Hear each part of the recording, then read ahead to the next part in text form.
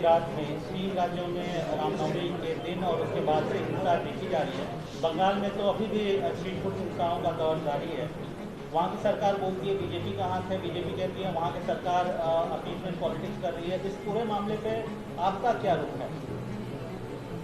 जहाँ कहीं भी हिंसा या वायलेंस होती है उसकी जिम्मेदारी वहाँ के स्टेट गवर्नमेंट पर आयद होती है।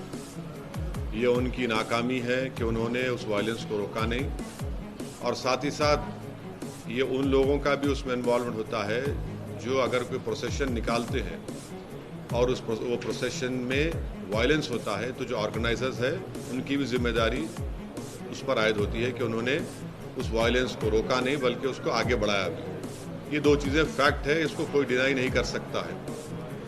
और तीसरी बात यह है कि जो कुछ बिहार में हुआ है, बिहार शरीफ में, जहां पर एक 100 साला मदरसे अजीज़िया को जला दिया गया, एक मस्जिद के मीनार को डैमेज किया गया और वहां पर एक टारगेटेड मुस्लिम माइनॉरिटी के दुकानों को निशाना बनाया गया, इससे साफ जाहिर है कि इसमें बहुत बड़ी प्लानिंग हुई है।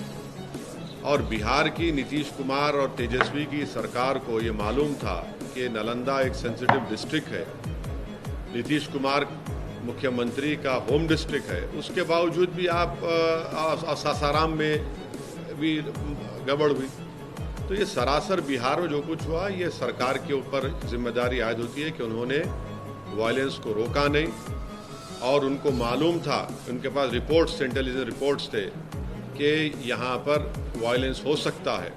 2016 में भी इस तरह का एक वायलेंस नालंदा में हुआ था, और अफसोस की बात यह है कि वहाँ पर एक मदरसे अजीज़िया को पूरा जला दिया गया। 100 साल का मदरसा, 4000 किताबें उसमें, कुरान करीम भी है, इन्हें मैन्युस्क्रिप्ट से, रेयर मैन्युस्क्रिप्ट, उसको जला दिया गया है।